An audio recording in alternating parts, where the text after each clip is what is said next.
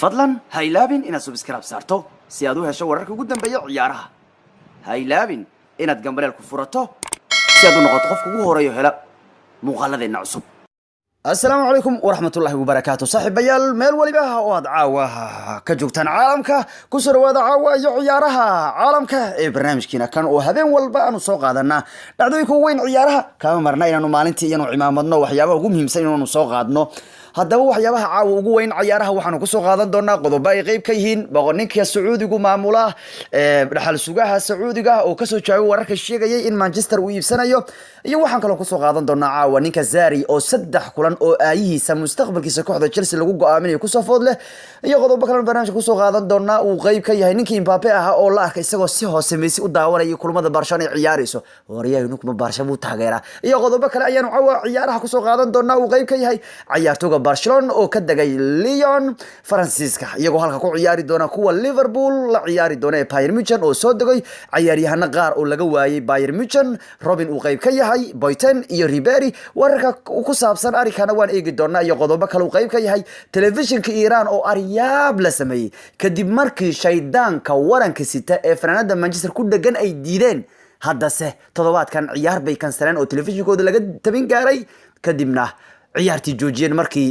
arin weyn uu ka dhaxdhacay ciyaarta Bayern Munich oo ciyaarta bay isaga dhaafeen kadib waxay Manchester ku dhigeen haddana Bayern Munich bay ku dhigeen iyo Clasico hor labada kooxood ee basketballka ciyaara Real Madrid iyo Barcelona oo tartamay yaa marada laga riday kolonka ka hor toddobaadka dambe ciyaari doona laba Clasico ay soo socoto iyo qodobo kale oo aad u muhiimsan oo ciyaaraha ku saabsan baan caawa barnaamijkeena ku soo qaadan doonaa haddaba haddii aan ku horumarno wararka ugu muhiimsan ee caawa ciyaaraha telefishinka Iran ayaa maalin dhaweyd waxa uu sameeyay arin cajiib ah telefishinka Iran maalin dhaweyd ciyaar u dhaxaysay kooxaha nimanka la yiraahdo Manchester United iyo nimanka la yiraahdo Faransiiska kooxda ka dhisan ee Paris Germany kuna ka ciyaarayeen ba iyagoo tabin raba ciyaarta waxa mataqaan telefishinka ka tabiyeen waan wadan islaami asagu inta badan aad u adag oo yaani waxyaabaha qaar diidayeen bulshada u gudbiyaan sidaas daraadeed maalin dhaweyd markii Manchester ciyaaraysay qofka wariyaha wax jeedinay wuxuu ku qasban yahay wuxuu ka sheekaynayo inuu gadaal soo marsiyo ama uu dadka tusaa marka maadaama uu ka sheegay telefishinka Iran uu ka sheekaynayo ciyaartii Manchester iyo PSG-na waxa soo baxday fanaanada Manchester markay gadaal soo dhigayaan ama ciyaartoy Manchester fanaanada Manchester wata ay soo bandhigayaan waxa soo baxayay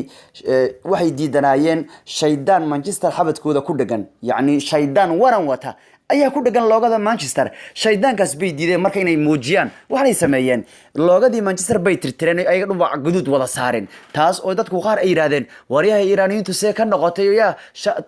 loogada dad ay leeyihiin bay ku dheelayaan bay yiraahdeen yaa loogada dad ay leeyihiin oo ay sameysteen bay isaga dheelayaan marka waxay diidayeen shaydaanka waranka wata in la soo bandhigo sababta darteedna si ciyaartina way tabinayeen habeenka Manchester maaliyadeedna midabka bay saareen sawirkii waxay kor saareen bahal yaro bay ku tirtireen marka hadda arin kale oo yaab lana telefishinka Iran toddobaadka haddana waa laga soo calaamadeeyo toddobaadkan ciyaar baa u dhaxaysay Bayern Munich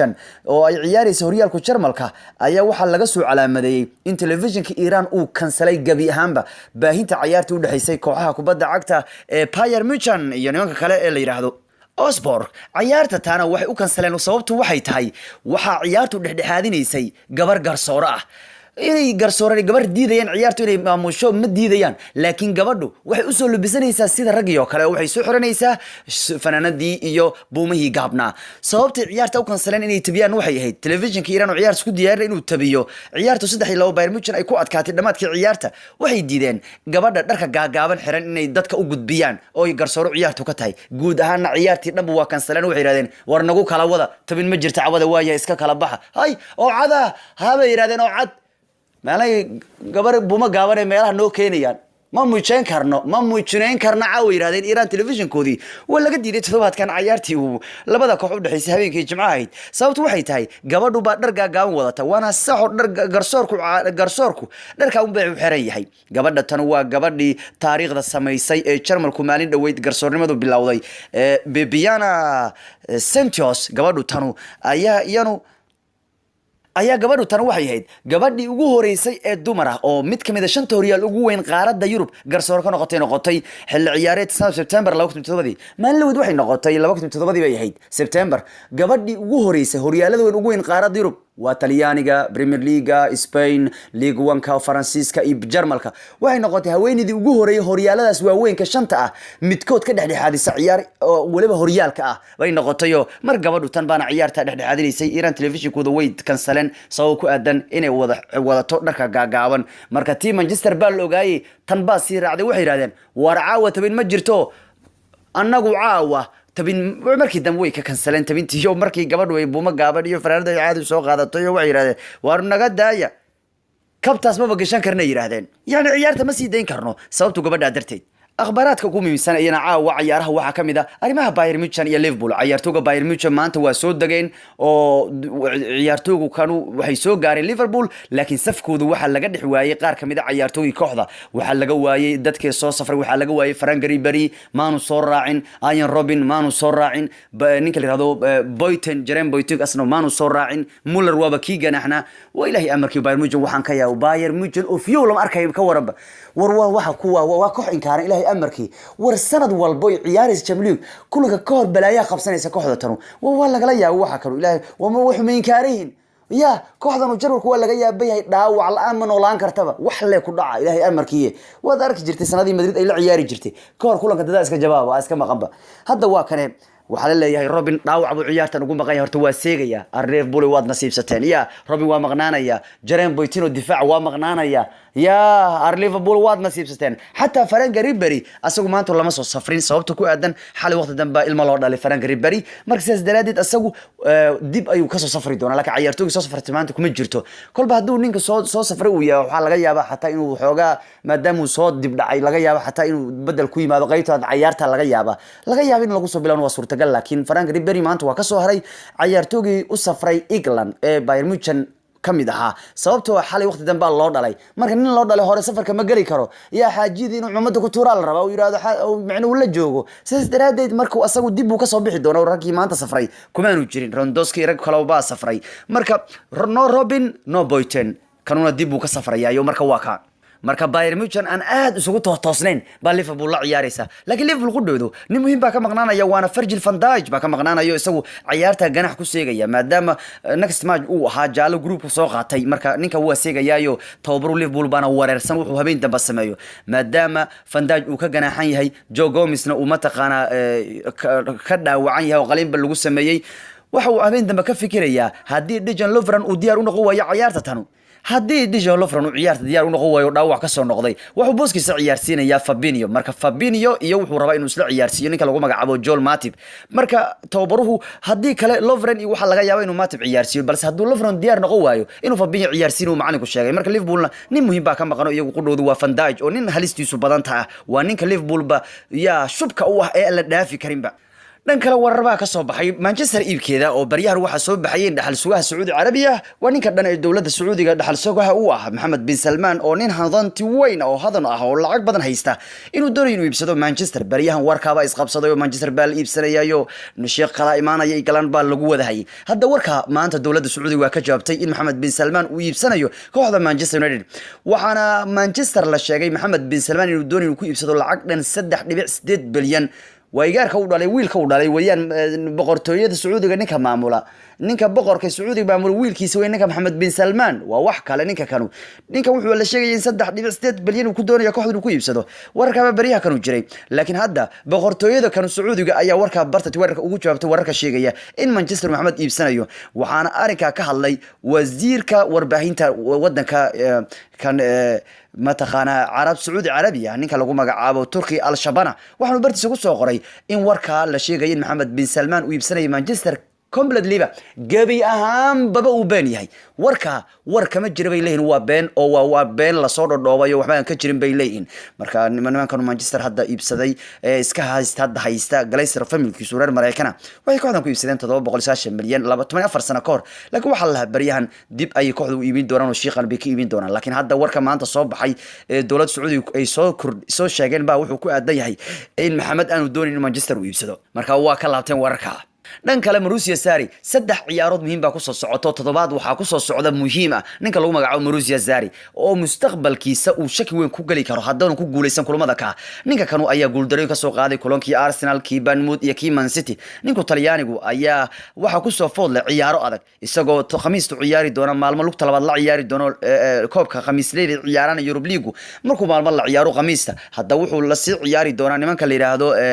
caawa FA Cup-ka ay la ciyaarayaan Manchester kadibna waxay ciyaari doonaan League Cup-ka final-ka oo Man City ay la ciyaarayaan waa saddex ciyaarood oo muhiim ah caawa ka bilaabanaysa hadduu caawa maradu ceysto kulanka Chelsea Manchester United ay la ciyaarayso u adkaado kadib haddana waxa uu xiga kan maalmo lugta labaad Europe League oo laba hal ku soo adkaaday kulankii hore kadibna League Cup-ka final-kiisa uu todobaadka dambe la ciyaaraya Man City marka kulanka maalmo kan Manchester caawa iyo kan City waa saddex ciyaarood oo lagu ogaanayo mustaqbalka ninkan ee la yiraahdo Mauricio Sarri nan kale kabtaanka Liverpool Henderson wuxuu qabaa in Liverpool ay u tartami doonto tartan walba sanadkan wuxuu leeyahay labada tartan aan ku jirno Champions League horyaalkaba waxaan haysanaa saf nagu filan oo aan ku tartami karno Mbappe ayaa la arkay xalay ka hor inta aanu ciyaarin oo kooxdiisa goolka u dhalin in asagoo xoogaa yar iska yara daawanaya kulamada ku soo socda kooxda kubadda cagta Barcelona isagoo aad u daawanaya ninka gaaban ee Messi malaa waxay dadku leeyahay wariyay ninku Barcelona si hoos ula socdaaya ayaa la isleeyahay Mbappe mu Barcelona way dadku qaar leeyihiin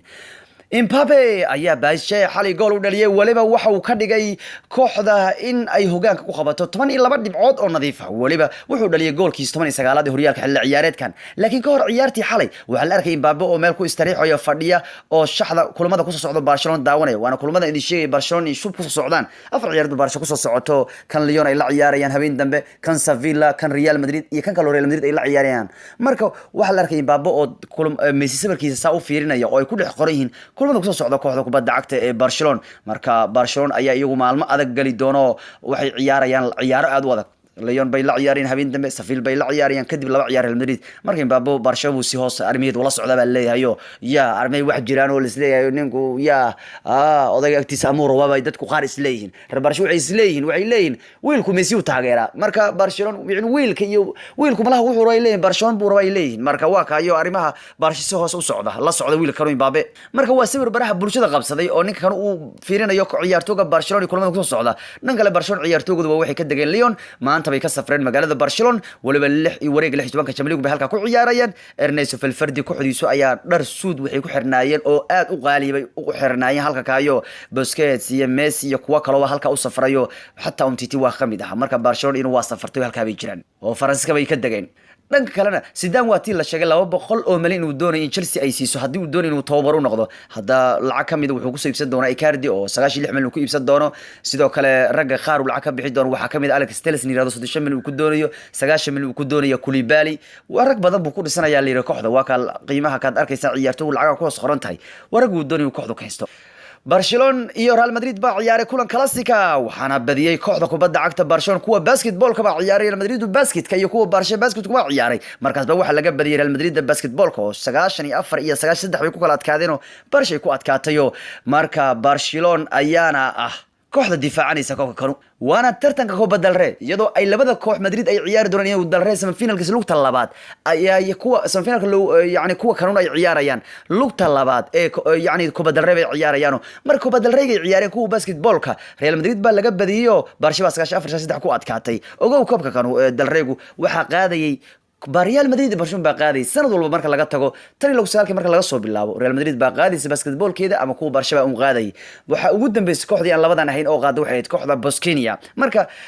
tan iyo sagaalkii Madrid baa qaadaysa Barcelona baa koobkan u qaadaysa ogowna Barcelona hadda tan iyo sagaalkii 5 jeer bay koobkan u qaaday waxayna tiri ahaan haystaa 25 koob oo dalre ah waa koobka basketball-ka kuwa basketball-ka ciyaaraan halka Madrid inuu haysto 27 koob 5 bay inuu qaadeen muddada 10 sano war xitaa waxay sheegayaan in Inter isku diyaarinaysa la wareegida ciyaartooyga Evan Rakitic oo u ciyaara kooxda Barca ninkan ay heshiiskiisa aan loo cusboonaysiin waxayna Barca u muuqataa bedelkiisa inay ka dhiganayso Frank de Jong iyo Rabiot oo ay la soo wareegayaan dhawaan marka ninka kanu oo sidii ku jir noqonaya bishi xigta Barcelona marabta leeyahay iska fasaxan baa laga yaabaa Nerazzurri baana cadeynaysa inay aad u xiiseynayso Juventus wax kama dayriso xitaa waxa la waxay la xiriirtay leeyahay ninkii Mauro Icardi ahaa oo ay qiimeeyeen xaaladiisa maadaama isagu Inter Milan isdagaalsiin director kooxda Juventus ayaana cadeeyay Fabio